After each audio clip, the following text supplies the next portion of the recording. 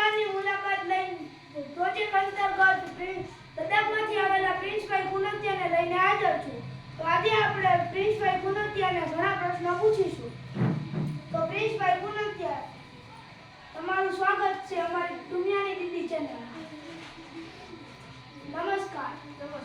બેસો. તો પ્રિન્સભાઈ, તમે લદ્દાખમાંથી આવો છો, તો અમારા દર્શકોને લદ્દાખ વિશે થોડીક માહિતી આપો. લદ્દાખ ભારતમાં આવેલ કેન્દ્રશાસિત પ્રદેશ છે. લદ્દાખનો અર્થ ઊંચા ઘાટોની ભૂમિ એવો થાય છે. તો લદ્દાખને ઠંડુ રણ પણ કહેવામાં આવે છે.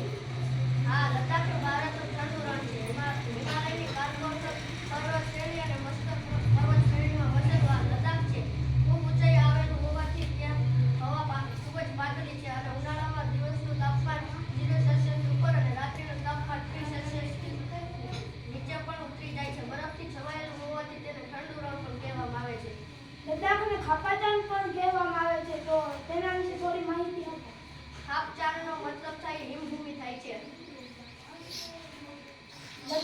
લદ્દાખની મુખ્ય ભાષા વિશે જણાવશો? હા, હિન્દી, અંગ્રેજી અને લદ્દાખી ભાષા તેમજ ઉર્દૂ પણ બોલાય છે. લદ્દાખની વનસ્પતિ વિશે અમારા દર્શક મિત્રોને થોડી માહિતી આપો. હા, લદ્દાખ ઠંડુ રણ હોવાથી ત્યાં વનસ્પતિ ખૂબ ઓછી છે. ટૂંકું ઘાસ થાય છે જે પાલતુ પ્રાણીઓને ચરાવવા ખૂબ ઉપયોગી છે. લદ્દાખની ખીણમાં દેવદાર, કોટડા વૃક્ષો જોવા મળે છે. તો પ્રિન્સભાઈ, તો તમે લદ્દાખની પક્ષી જાતિ વિશે થોડી માહિતી આપશો? હા, લદ્દાખમાં બરફનું દેવદાર, દેવચકલી, રેડિસ્ટાર, ડુક્કર, નેડલા, રેવેનક, તિબેટનો સ્નોકોક જેવા પક્ષીઓ જોવા મળે છે. તો મિત્રો, હવે અમારી ચેનલમાં જોડાતા રહો. હવે મળીએ નાની કેવડી બ્રેક પછી.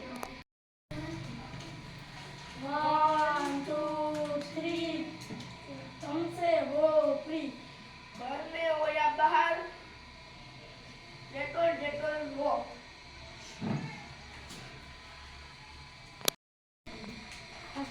सैनी कपड़ा धोना साबुन हमारे लिक्विड तथा डेटोल सबसे बढ़िया क्वालिटी वाला पाउडर.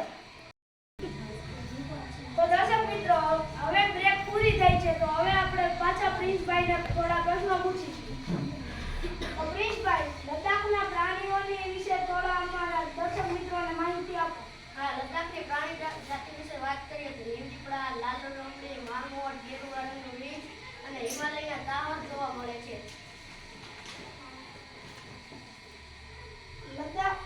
લદ્દાખના પ્રાણીઓની વિશેષતા વિશે થોડું જણાવશો?